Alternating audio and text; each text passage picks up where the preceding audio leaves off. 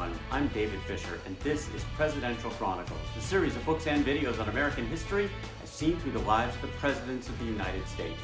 This episode is from the life of Zachary Taylor, and the focus is unlikeliest elected president ever. The year is 1847. It's December, and Taylor's actually getting a hero's welcome in the city of New Orleans. He is fresh off his battlefield victories in the Mexican-American War. He had gone 4 for 4, but had gotten a bit crosswise with the James Polk administration. He asked for a leave of absence, and now he's coming home to a hero's welcome. May have been at odds with the administration, but everybody else was welcoming this hero. He got a Congressional Gold Medal. And there was talk of politics. The Whigs, the opposition party to the Polk administration, had latched on to Taylor as a potential candidate for president of the United States. This was all still very odd.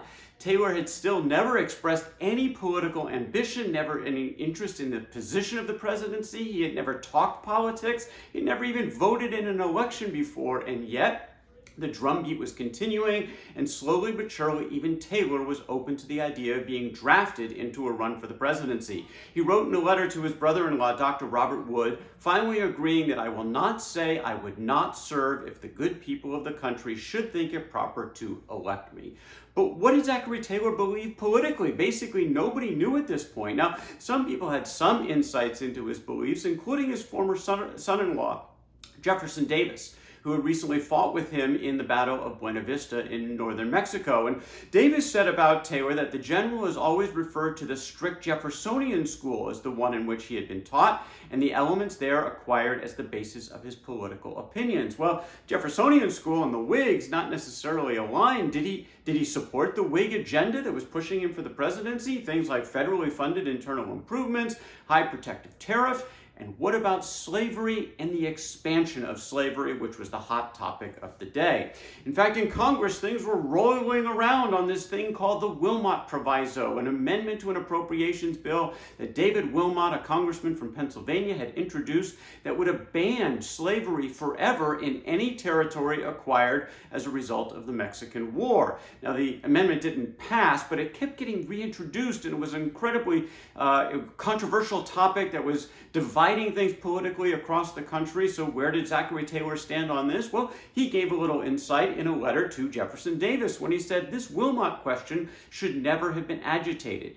Nature has so arranged matters as regards the ceded territory, which will prevent the existence of slavery in any portion of it. This proviso was gotten up with no other object but to array the North against the South, and I much fear its injurious effects before it is finally disposed of. Zachary Taylor really did make it very clear on where he stood on slavery in his private correspondence, and he had two perspectives: where it already existed and potentially about these new territories and expansion. As far as Taylor was concerned, and he had been a slaveholder most of his adult life, he believed firmly that slavery was sanctioned by the Constitution and to be protected in the states in which it already existed. He said that so far as slavery is concerned, we of the South must throw ourselves on the Constitution and defend our rights under it to the last, and when arguments will no longer suffice, we will appeal to the sword if necessary. That's what he thought about slavery where it already existed. But as for these new territories, he didn't believe slavery was going to be there, whether for nature or for political reasons. It was not going to go. He said that no man of ordinary capacity can believe that Congress will ever permit a state made from it, the lands acquired in the Mexican Cession, to enter our union with the features of slavery connected with it. He didn't think the expansion was going to be a big deal. It wasn't well suited from a geographic standpoint, and political elements he thought would keep slavery from going into these territories as well. But this is where he stood on slavery, but it was mostly behind the scenes. These were not public statements. Mostly, Zachary Taylor was trying not to think about politics. He was still in the military. He still had some military duties, working out of his home in Baton Rouge, not a lot there. In fact, he spent most of his time working on his cotton plantations, where his slaves did most of that work, but he was still a hands-on leader and a hands-on farmer, both in the military and on his plantations. He also had one bit of joy in this moment when his daughter Betty got married, and she married a personal favorite of the general's, and that was William Bliss, his captain, his top aide. He called him Perfect Bliss. They had bonded in the military, and now he would welcome him into his family as Bliss and Betty Taylor got married. Well, the Whigs were still pushing Taylor for the presidency, but they really kind of wanted to know, what did he think? And so they finally decided to send a delegation of 3 people to Taylor's plantation home in Baton Rouge to see if they could get a statement out of the general on where he stood on certain political matters. So in April of 1848, the 3 men arrived, Logan, Hunton, James Love, and Balie, Peyton, to craft this statement. And Hunton is believed to actually have authored the statement, but he spent a lot of time with Taylor, really trying to get Taylor's words into the statement, which opened with, frankly, a confession that, again, Taylor was not of the political arts. He said, actually, in what was called the Allison Letter, as this was a letter to his brother John Allison, the captain that went public, and said, I am not sufficiently familiar with all the minute details of political legislation to give solemn pledges to exert my influence if I were president to carry out this or that or defeat that measure. He was being honest. Then he continued, what about party loyalty? What party did he even belong to? And he admitted that I am a Whig, but not Ultra Whig. If elected, I would not be the mere president of a party. I would endeavor to act independent of party domination and should feel bound to administer the government untrammeled by party schemes. This was his belief, and he continued a bit more in the Allison Letter on some specific topics, mostly saying he would defer to Congress on most domestic matters. So in the topics of the tariff and the currency, federally funded internal improvements, his plan was to let Congress decide. He actually said in the Allison Letter that he didn't believe in the vast use of the veto, only in rare exceptions. He also stated that he thought war was something to be avoided. That was about it. Basically, after that, Zachary Taylor said, take me or leave me. It's not much to go on, but believe it or not, this was good enough for the Whigs. They actually saw enough in here that they were reassured in their confidence for Zachary Taylor. Their goal was to win the White House. They figured they'd figure out the rest later. Well, Zachary Taylor was still conflicted during this process because while he was open to the draft, he really wanted to make sure that people were not going to expect a partisan ideologue, even if the Whigs put him forward. In fact, at one point, he confided to his brother-in-law, Dr. Robert Wood, that should I be nominated by a Whig or Democratic convention exclusively on party grounds, I would decline.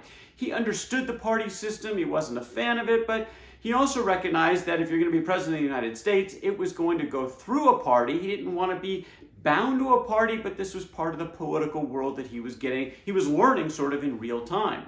Well, there were other Whig candidates in the mix that year, not just Zachary Taylor for the nomination. Henry Clay, the founder of the party, was still seeking the nomination now for the 4th time to see if he could finally reach the presidency.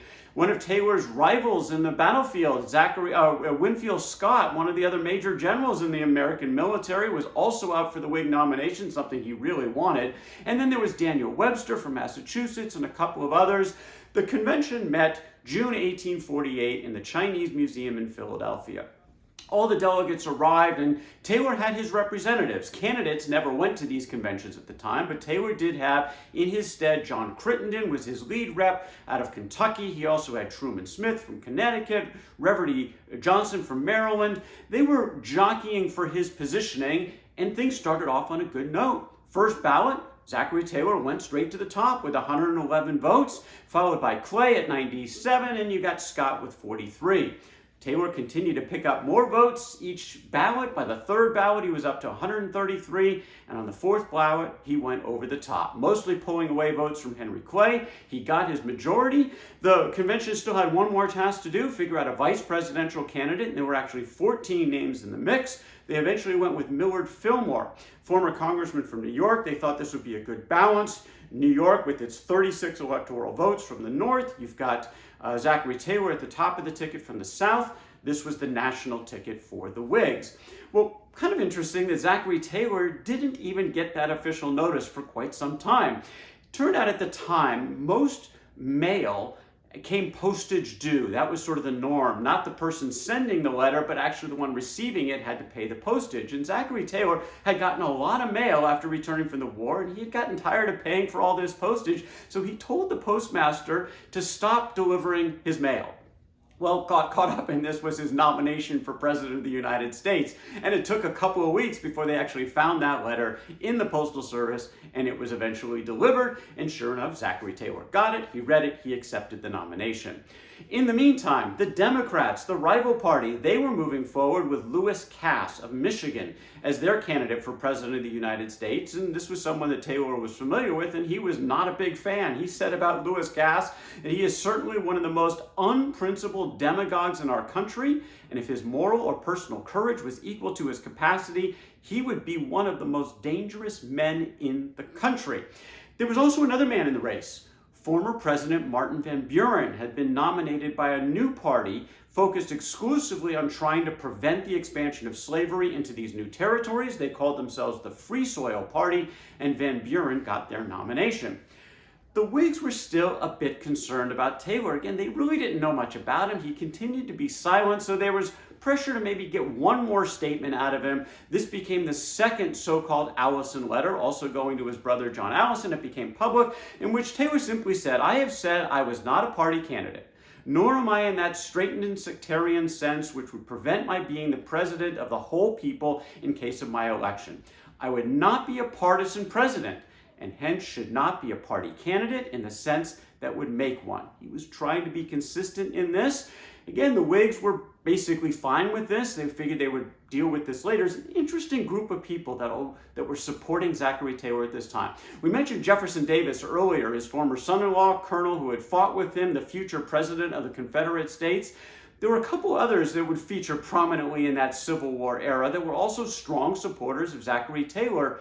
Abraham Lincoln, congressman from Illinois, and Alexander Stephens, congressman from Georgia. So here you have Jefferson Davis, Alexander Stephens, and Abraham Lincoln, the president and vice president of the Confederate States of America and the president of the United States of America, all during the Civil War.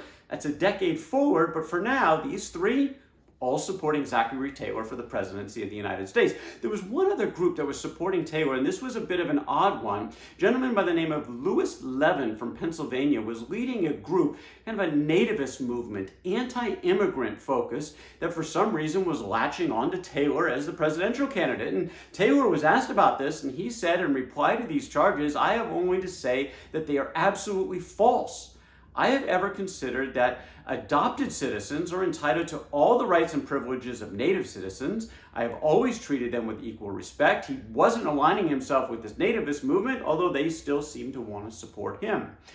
First time in U.S. history, the presidential election across the country all occurred on the same day. November 7th, 1848, you've got Zachary Taylor against Lewis Cass and Martin Van Buren also in the race. Van Buren would get about 10% of the popular vote, but he wouldn't win any states. This was a two-man race in the Electoral College between Taylor and Lewis Cass. They each won 15 states. This was a close race. But Taylor won the biggest states. He got New York, he got Pennsylvania, he won in the Electoral College by the vote of 163 to 127.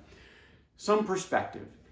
The country still knew very little about this guy, virtually nothing in terms of his public policies, because he frankly didn't really have any. He was a career soldier, 4 decades in the military, and even in his military career, prior to the recent victories in Mexico, he had literally been in 2 battles his entire career. The one at the very beginning in the War of 1812 when he defended Fort Harrison, and then much later on in the 1830s when he had the victory over the Seminoles at the Battle of Lake Okeechobee. Other than those 2 one-day battles, he really hadn't even done all that much in his military career until very recently.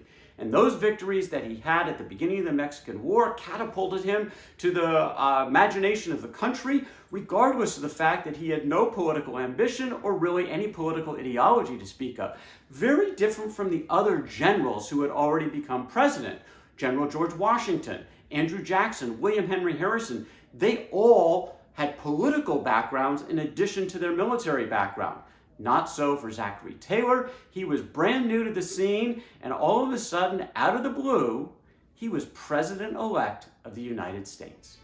That is Zachary Taylor, the unlikeliest elected president ever. From the life of Zachary Taylor. For more presidential chronicles, check out my books on Amazon.com, and don't forget to subscribe to my YouTube channel. Until next time, I'm David Fisher, and this is Presidential Chronicles.